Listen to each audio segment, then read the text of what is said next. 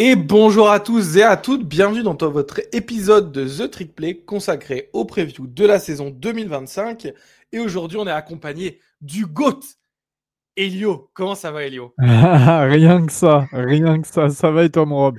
Bah écoute, ça va très bien. Tu vois, tu l'entends dans ma voix, je suis très content de t'avoir. Ça fait longtemps, évidemment. On va parler de ton équipe, hein, Elio, les Maryland Terrapins.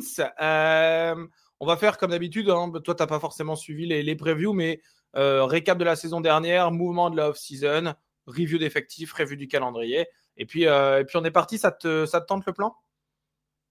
C'est parfait, mon vieux. Eh ben écoute, en tout cas, comment tu l'as vécu un peu cette saison, toi, de ton point de vue, sans pour autant parler du bilan en général, mais un peu ton ressenti. Je sais que toi, depuis quelques temps, le collège football, ça te passionne un peu moins avec tous les changements qu'il y a dans le collège football. T'es pas le seul dans le podcast à avoir un peu de mal.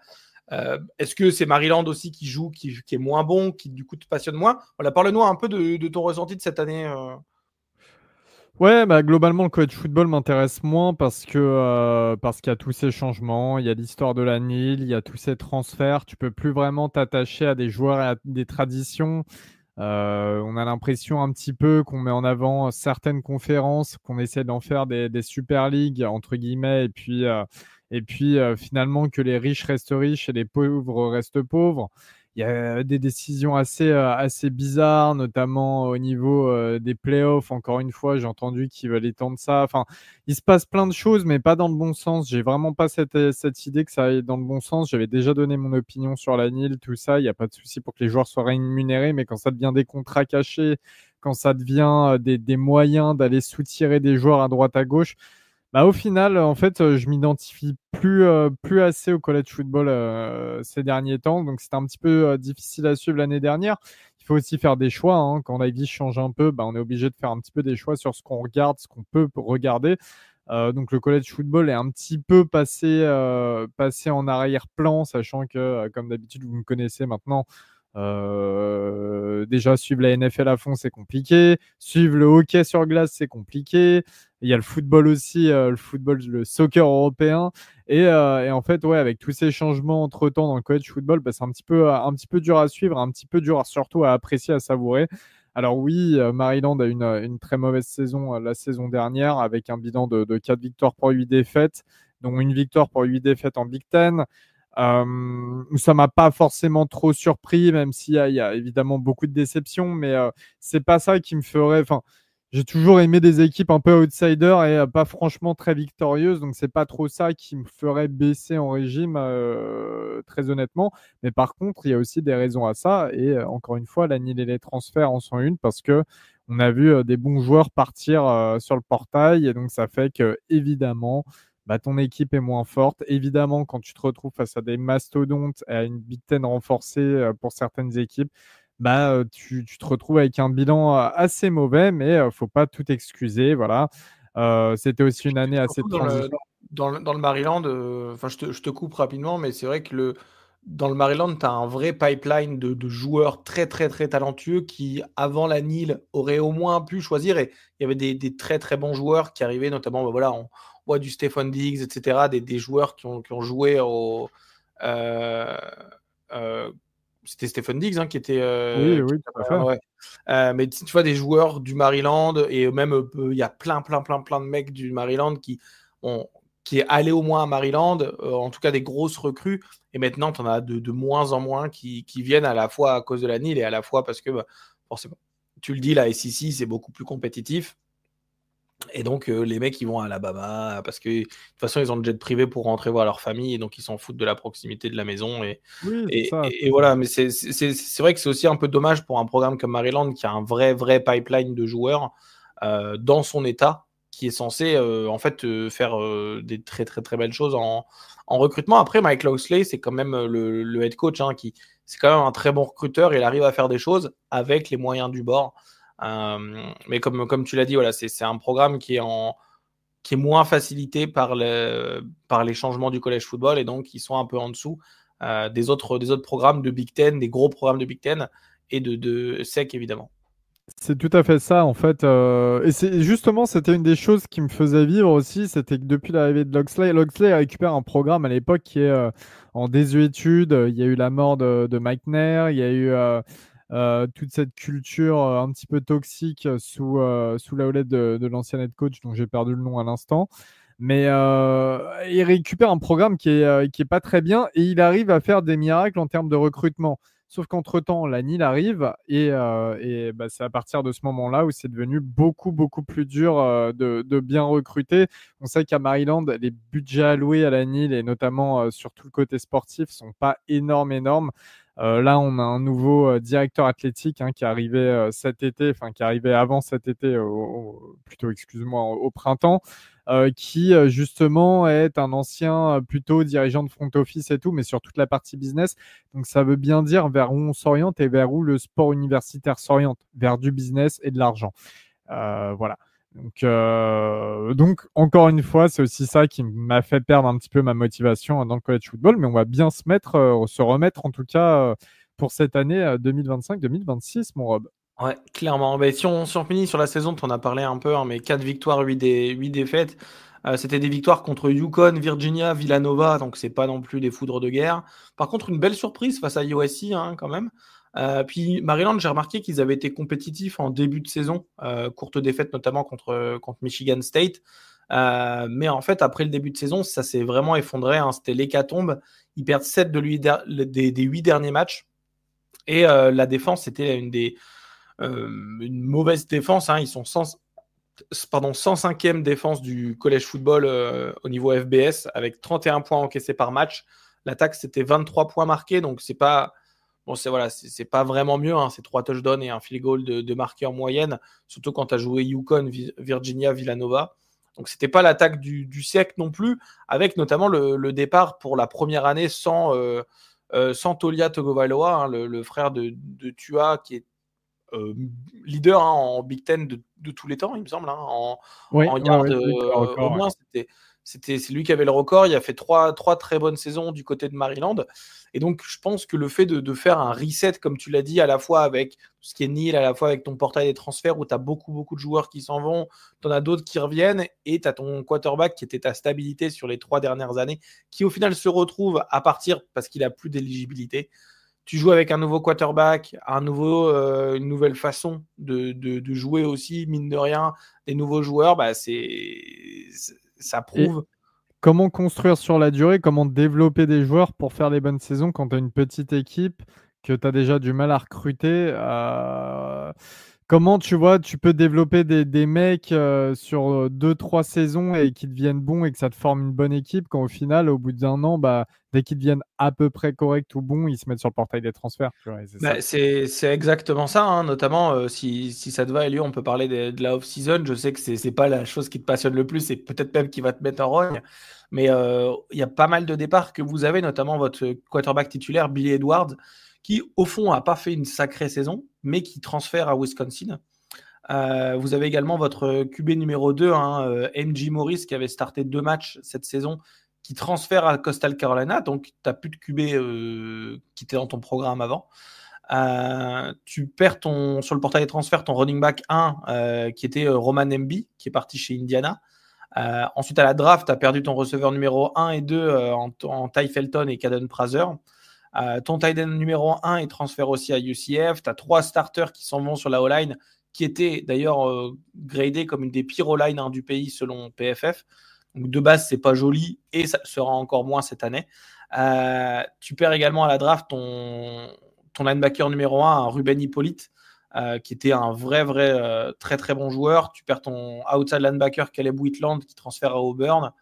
Et tu as ton safety qui s'en va aux Dolphins de Miami, Dante Trader Jr. Donc ça fait beaucoup de départs de joueurs qui avaient de l'impact. On n'est pas sur des joueurs de rotation, notamment par exemple ce qui se passe à Oregon, où tu as mon running back 4, il a transféré parce qu'il n'y avait pas de temps de jeu.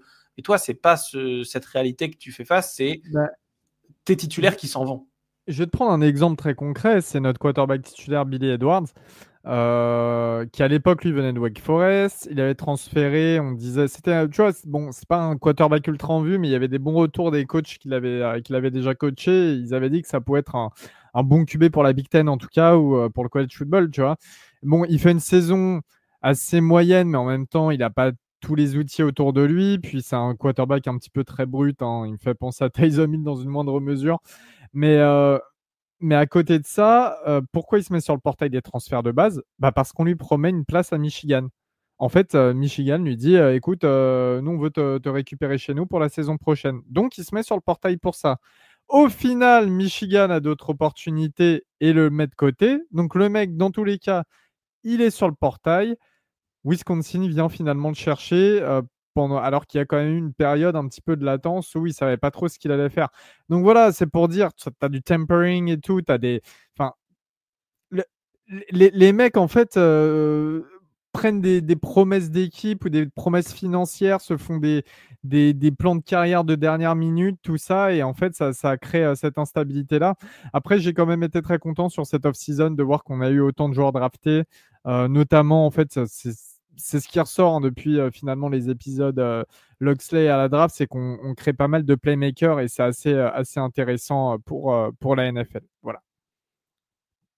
Ouais, c'est ça. Puis comme on disait, voilà, tu as toute la réalité des moyens programmes ou des petits programmes. C'est leurs joueurs titulaires qui s'en vont dans d'autres, soit la draft, soit dans d'autres programmes, alors que des gros programmes, bah, c'est leurs joueurs de rotation qui s'en vont, donc ils gardent quand même un corps assez net. Au niveau du coaching, tu as quand même des très bonnes nouvelles, hein. L'arrivée de Pep Hamilton en tant que coordinateur offensif. Il a pas mal d'expérience en NFL, en college football également. Pour moi, c'est une bonne prise. C'est un coach qui a fait des très bonnes choses, notamment à l'époque avec Justin Herbert, hein, sa saison rookie en NFL. Elle est coachée par Pep Hamilton, qui était QB coach à l'époque. Donc voilà, il y a quand même du niveau dans ce recrutement de coach. Et vous avez également Ted Monachino, hein, le coordinateur défensif, qui a de l'expérience en NFL, surtout en coach de position. Il y a beaucoup d'expérience en universitaire.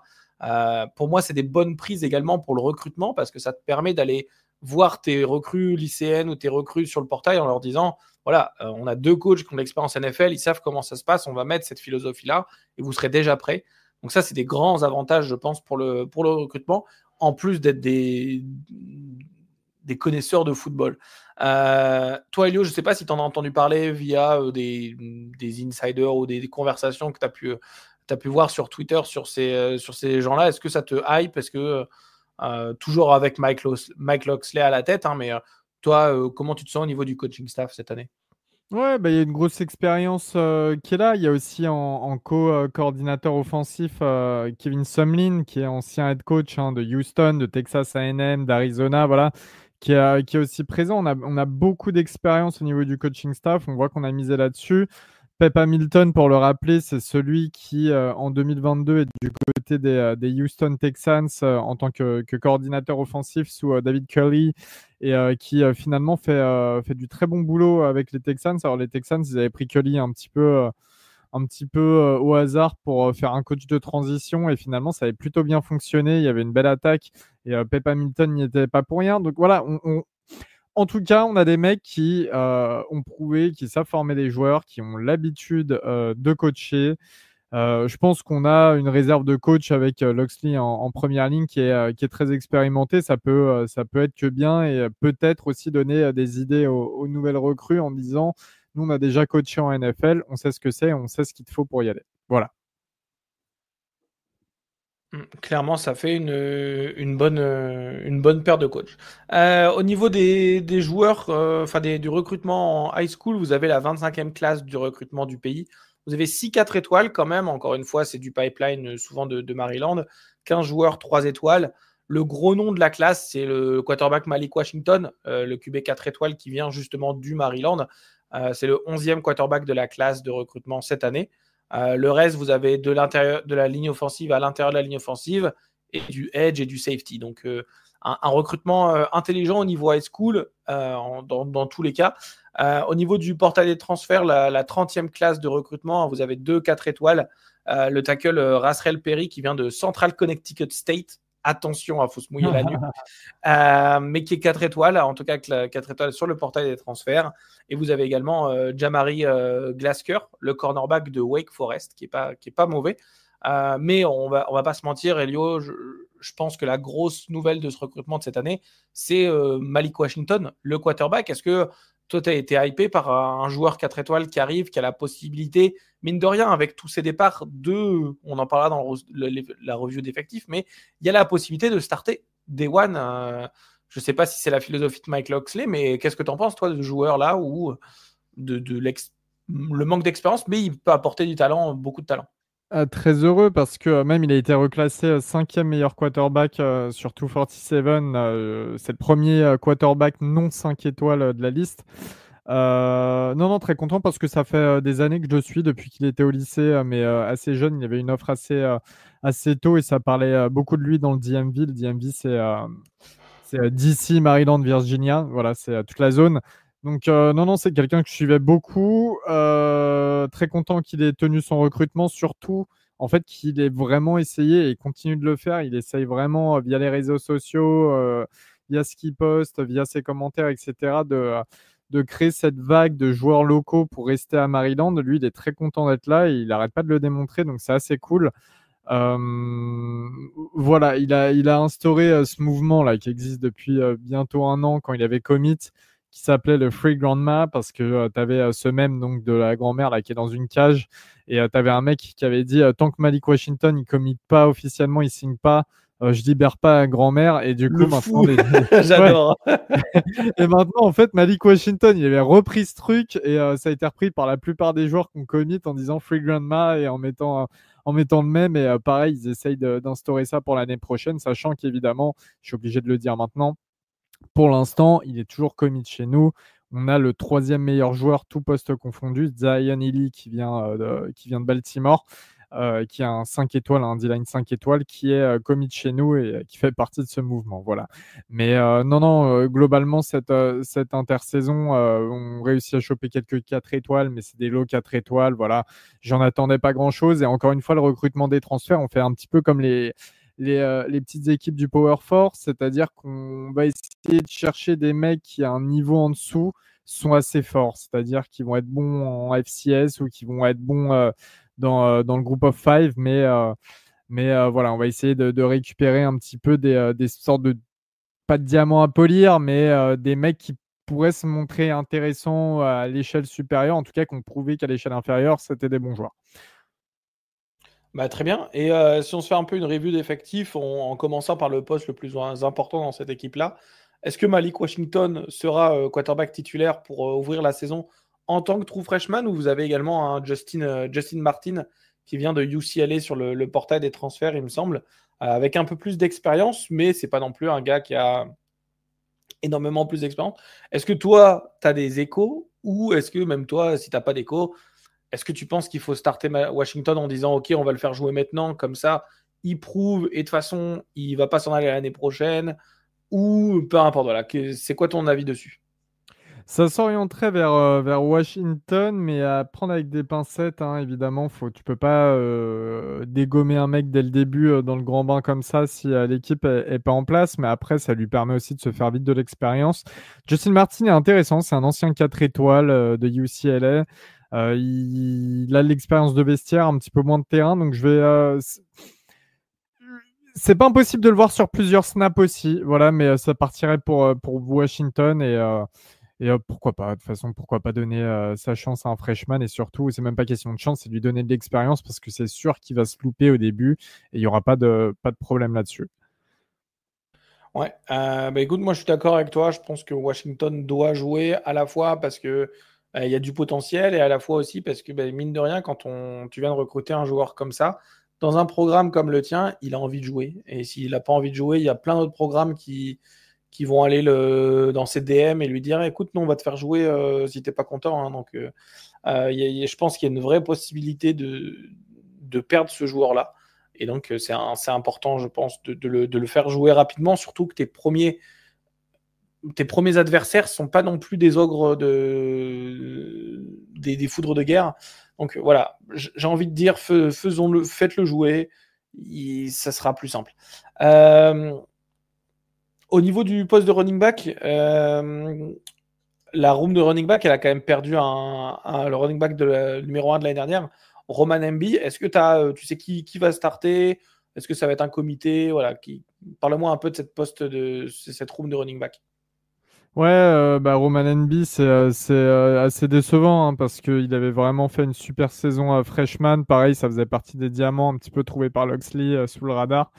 Bref, c'est dommage, mais Nolan Reif est de cette trempe en fait. Ça fait longtemps, ça fait depuis qu'il est arrivé que j'entendais pas mal de choses positives à son égard, comme quoi lui, pareil, c'était un petit diamant caché, un petit bijou caché.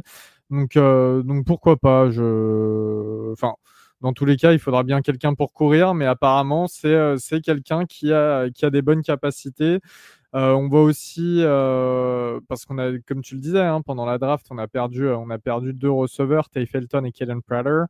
Là, on a le retour de Octavian Smith, qui est un ancien 4 étoiles, qui a toujours été dans l'équipe, donc qui connaît bien le vestiaire. On a Jalid Farouk, qui est un ancien du DMV, un ancien du Maryland 4 étoiles, qui était à Oklahoma, qui n'a pas joué la saison dernière parce qu'il était blessé, mais sinon qui était plutôt un bon receveur à Oklahoma. Voilà, on récupère aussi un ancien 4 étoiles de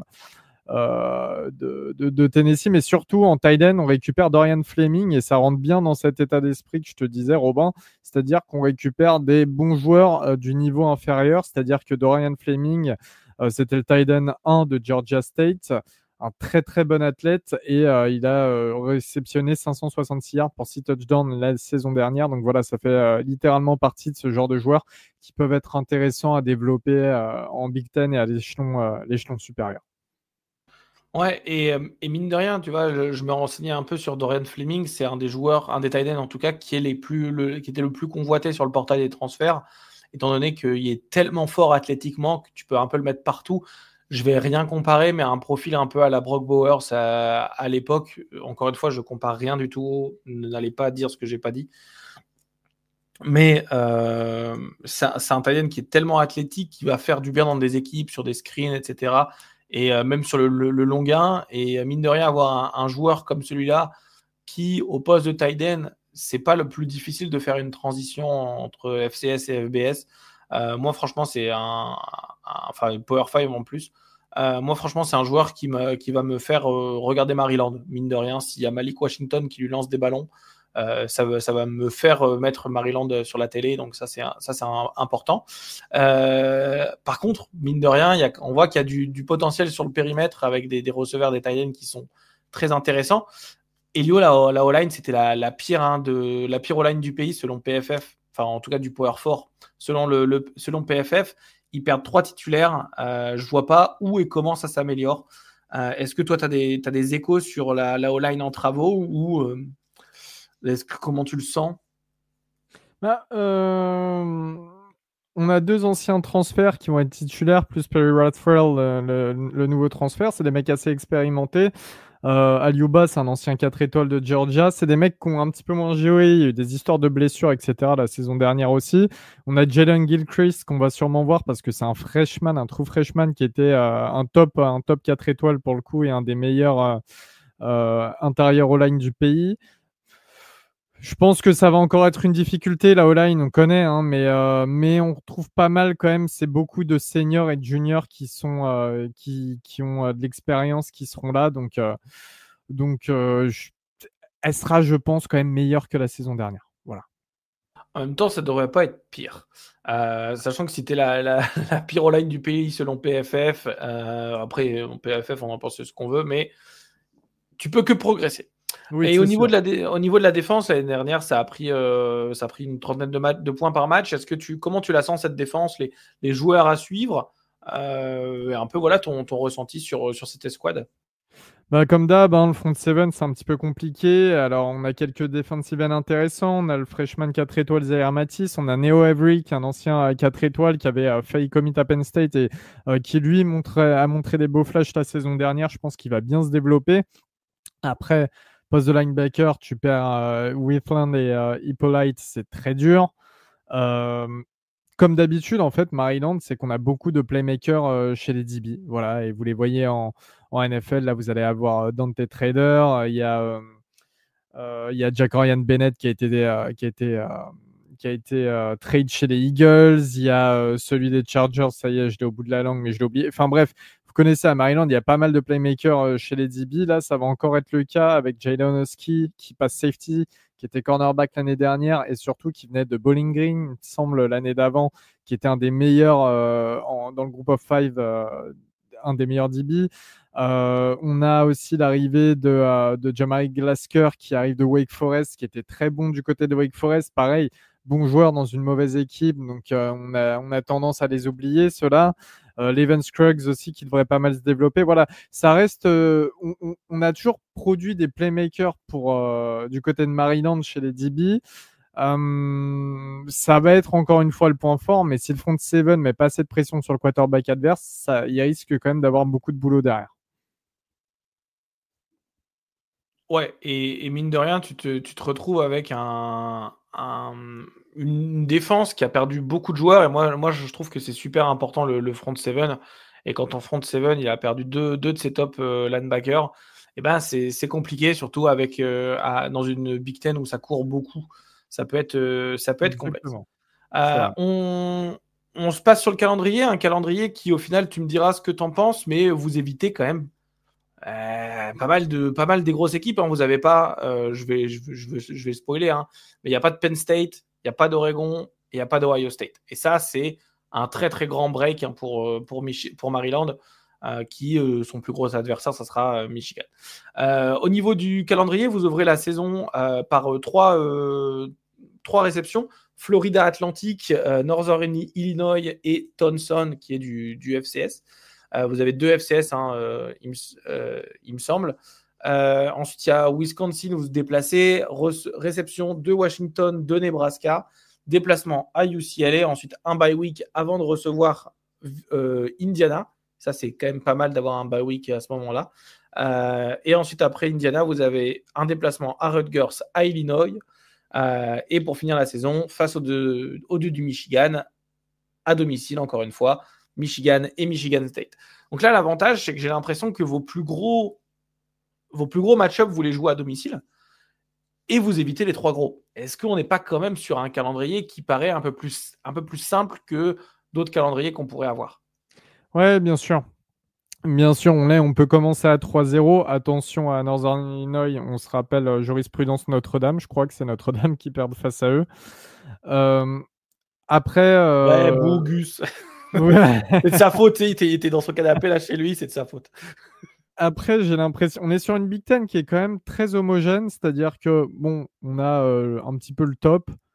Enfin, la Big Ten est assez segmentée, j'ai envie de dire. On a quand même un top avec, peut-être 4 équipes, tu vois, qui ont bien sûr Ohio State, Oregon, Penn State et Michigan. Après, un cran en dessous, tu as peut-être Washington et USC. Et puis après, c'est que des équipes finalement qui se ressemblent, tu vois. On n'est pas à l'abri. Par exemple, Indiana sort d'une saison incroyable. On n'est pas à l'abri de les battre chez nous après une bye week. UCLA, on n'est pas à l'abri de les battre, mais on peut se faire terrasser aussi, tu vois. On peut perdre face à Nebraska. Donc c'est assez compliqué à juger cette Big Ten. Moi, si tu veux sincèrement mon avis, c'est qu'on ne fait pas une saison positive de nouveau. On est à 4 ou 5 victoires maximum, les 3 premiers matchs. Puis ensuite, tu peux battre Rutgers. Rutgers, en plus, on a l'habitude de les battre. Tu peux battre en dernière semaine à la maison Michigan State. Tu peux éventuellement aller battre Illinois. Tu vois, tu peux gagner un match par-ci, par-là, mais ça peut aussi vite tourner de l'autre côté, quoi. Voilà.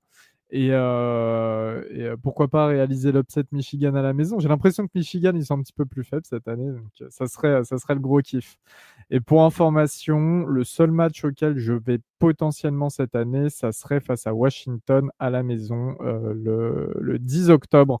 À voir. S'il te plaît, pour moi, Elio. Oui, je sais, tu sais très bien que normalement, en Pac-12 à l'époque, Washington était mon équipe favorite. Ça nous a permis de changer de manière. S'il faut, je te paye un hot dog au stade, là. Je t'envoie un petit PayPal. Avec ton hot dog ou ta bière ou peu importe, s'il te plaît, tu prends le W, tu le retournes devant et puis tu cries, comme tu avais fait à Pete Skoronski dans Stern à l'époque. Mais mine de rien, tu vois, j'aimerais bien. Enfin, ça serait le bel upset, sachant que c'est chez nous, mais tu les prends en 5e semaine. Ça veut dire que, allez, admettons que tu battu les 3 premiers, tu es quand même à 4-1. Si tu as perdu à Wisconsin en 4e semaine, tu vois, tu es quand même à 4-1, mais ça te met un bon coup de boost de battre Washington à la maison. Derrière, tu récupères Nebraska aussi à la maison. Donc, tu vois, c'est des choses. C'est pour ça que la Big Ten, là, cette année, c'est quand même assez particulier. Tu as vraiment des équipes qui peuvent un petit peu battre tout le monde et je sais pas, j'ai hâte de voir. C'est un Toi, peu, toi, c'est un peu du 50-50, hein, comme tu disais, tu peux clairement battre ces équipes-là. C'est tellement homogène que t'as pas l'équipe paillasson, un peu comme l'était Vanderbilt à l'époque, notamment en sec. Maintenant, ils sont améliorés, mais t'as pas cette équipe paillasson en Big Ten où tu sais que tout le monde va gagner, même comme l'était Rutgers à l'époque avant.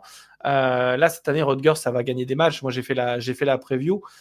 Michigan State, ça va potentiellement gagner des matchs. Illinois, Indiana, ça gagnera des matchs. Tu auras Purdue, encore une fois, qui sera vraiment, vraiment nul.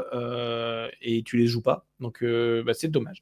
D'ailleurs, Elio, le dernier match de Maryland contre Michigan State n'est pas à domicile. Il est marqué comme un match à domicile. Enfin, un match... il n'est pas à l'extérieur parce qu'il est en terrain neutre au Ford Field de Détroit. Ah oui, c'est vrai. Ouais. Non, mais genre ils vont réussir à remplir le Ford Field pour. Bref. Non, bref. Le 29 novembre, hein, de toute façon, en plus. Mais globalement, moi, je suis à peu près d'accord avec toi. 4 victoires. Je pense que 4 victoires, c'est le. Si tu joues avec un quarterback freshman, c'est ce que tu dois viser. 5, ça serait très bien. 6, ça serait superbe, être bowl eligible, être éligible pardon, à un bowl, alors que tu as une équipe comme la tienne qui est assez jeune, où tu as perdu beaucoup, beaucoup de joueurs. Mine de rien, ça serait un super exploit. En revanche, je ne pense pas que ça ira. Donc, 4 ou 5 victoires. J'espère honnêtement pour vous. Moi, tu sais, c'est une équipe que j'affectionne à la fois parce que tu es là et à la fois aussi parce que Under Armour, j'apprécie quand même si on préfère Nike ici. Hein, attention, Phil Knight, s'il te plaît. M'envoie pas un DM en mode ouais. Mais non, clairement, j'aime bien Maryland, tout l'aspect qu'il y a autour. Puis toi, j'aimerais quand même que tu aies une bonne saison. Elio, je te remercie en tout cas pour la saison. Toi, tu vas regarder, en tout cas, je pense au moins Maryland cette année, si tu as le temps. Et puis, en tout cas, allez, je te souhaite une bonne saison. Elio, un mot de la fin? Très bonne saison à toi aussi avec Oregon, évidemment, en espérant qu'une autre équipe de Big Ten aille remporter le titre cette année. Mais dis pas ça parce que Penn State, il va la gagner. Donc, Oh, on parle pas de malheur, non. Tout sauf Penn State, évidemment. Tout sauf Penn State. De Big Ten sauf Penn State. Elio, un mot de la fin pour toi? Mais oui, écoutez The Trick Play tout au long de l'année, même si vous m'entendez moins, c'est pas du tout une raison, bien au contraire. On a plein d'intervenants qui sont arrivés l'année dernière et franchement, c'est très très cool. Donc n'hésitez pas à continuer d'écouter The Trick Play, n'hésitez pas à continuer de nous suivre, que ce soit sur Insta, même si on poste moins, mais surtout sur Twitter et d'échanger avec nous, c'est évidemment toujours un plaisir. Et puis, on se retrouve très vite pour la nouvelle saison. À bientôt, Salut mon bye. Robin!